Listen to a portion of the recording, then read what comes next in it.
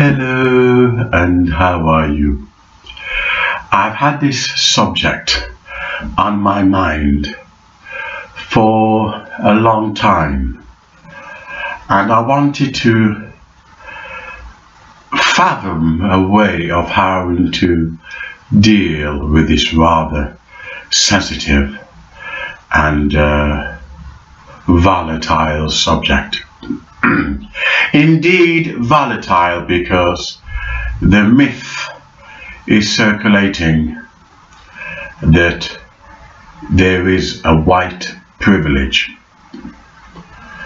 and when we hear about white privilege, we imagine the days of empire, we imagine the days of imperialism, we imagine the glorious days when Britain and America were riding the sun and heat and having milk and the fruit of the vine and wine, and days of oysters and prawns and living a life of plenty. But indeed, if we are to look at the present situation in contrast with the past colloquial imperialism and empire, we need to look at white privilege not in regards to the ruling elite, which is only a constituency of 1%. Most people, we don't even rub shoulders with the 10%, the likes of Richard Branson and Lord Sugar and Bill Gates. These are superhuman. They are fantasy. You can't even call them white. They are far from reality, almost touching the bounds of heavenly host of angels. They're so far from poverty, so far from reality. They don't pay bills. I'm sure white people pay bills. I'm sure white people worry what schools their children are going to, or the best schools for them, and the best college and education, if they can afford it. I hardly call that white privilege. However, let's look at the evidence if there are white privilege. Feminism, hardcore feminism, has destroyed the birth rate of European nation. White women are not having as many children as Muslims, meaning every Muslim household have at least 8 children, because they are taught to populate, spread, commit, if you like, genocide amongst other races, and breed into existence the consciousness, ambitiousness and aggression of Islam. So on that factor, we don't see white privilege, because white people are breeding themselves out, or if you like, not breeding themselves into existence. The average white house will have 1 baby, 2, if that. If they have 2 children, they're really pushing it. So the white numbers are dwindling. Demographics even shows that in 2050, the white population will reach such a dehydration state, and be spotting the white family. Spotting the white family. If you look at any places in Europe where Muslim terrorism is pervasive, where Muslims threaten the lives of white families, white people, white culture, I can show you many videos where if a white person dare to express, whether implied or express, concerns regarding their safety, they can go to prison for hate crimes. If you dare talk about protecting your family against aggressive Islam, you're a hater. And these rules are made up by white people, white liberals. Where is the white privilege? Where is the white privilege? We have a Muslim mayor in London, and people are screaming, the white liberals and media are screaming, let him become Prime Minister, let him become Prime Minister. He will sort out Brexit. Never mind giving, you know, a chance to those from Oxford and Cambridge. They're not good enough. These people from Oxford and Cambridge, none, forget them. They're not good enough. Let's have a Muslim mayor. This is what people are screaming for. The white man, he's committing suicide more than any other race. The white man hanging himself high like Clint Eastwood. In the good, in the bad, and the ugly. The white man has had enough. The forces of feminism is destroying the white man's identity.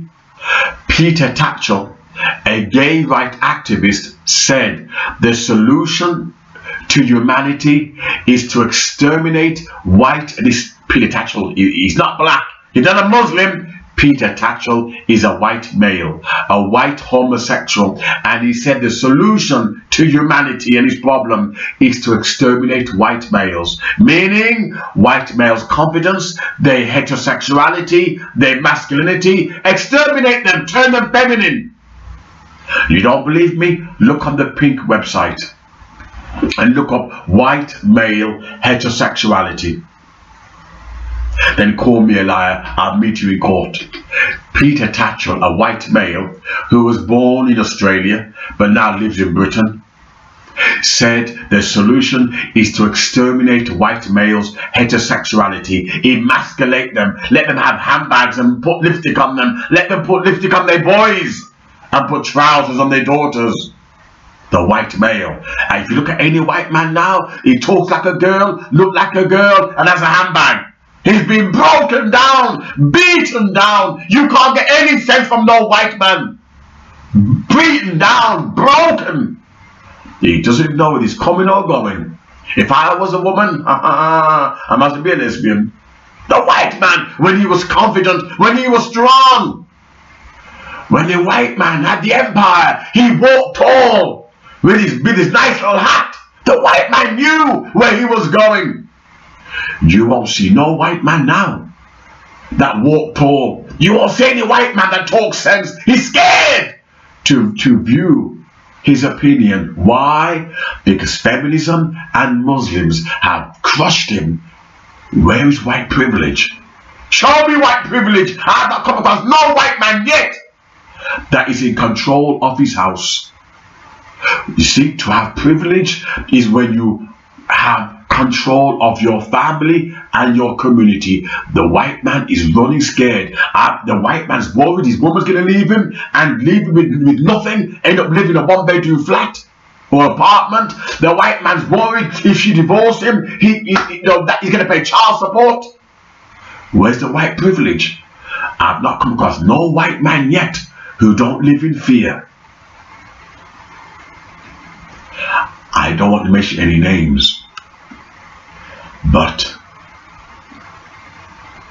if you look at the state of white men today, you wouldn't believe they once had the empire.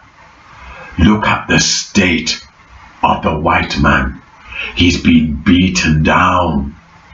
You try talking sense to him. You can't get nothing out of him. Feminism, Islam, has gone into the soul of the white man and took it out and left him a zombie. I've seen the state of the white man. I've seen him crying. I know one, I won't mention any names, this white man who went through a divorce. Big biker, big biker. And you know something? He told me he cried like a baby for 4 hours. Can you imagine crying for 4 hours? You'd have no tears left. I never saw him again. And leave the rest to your imagination. Never saw him again. White privilege. When you look at the state of white children today, what gays have done to them, by everywhere you turn, white kids are messed up. Trust me, in 10 years from now, 10 years or less, you won't see no white privilege. 10 years from now, it'll be Muslim privilege and it will be feminist privilege. The white men and the black race, we're over. We're finished. We must kiss and cuddle make up and join unity and fight our enemies. The white man and the black community, we must come together and fight against our enemies, or we will perish. We will perish. The white man, the genocide of the white man, the extinction of the white man. Nothing can save him. Nothing can save him. Go to hell. Nothing can save you. Very strong video. You might need to ring a psychiatrist after this and, you know, sit back on the couch. Let him counsel you. Ring a psychiatrist. Where's mine? I'll be ringing my psychiatrist. I might need one. I might need a psychiatrist after this conversation, this dialogue. So, white privilege, if it exists now, and I can't see it, I can't see no white privilege. All I see is white male punks, sissified, girlified, pussified. I don't see no strong white man.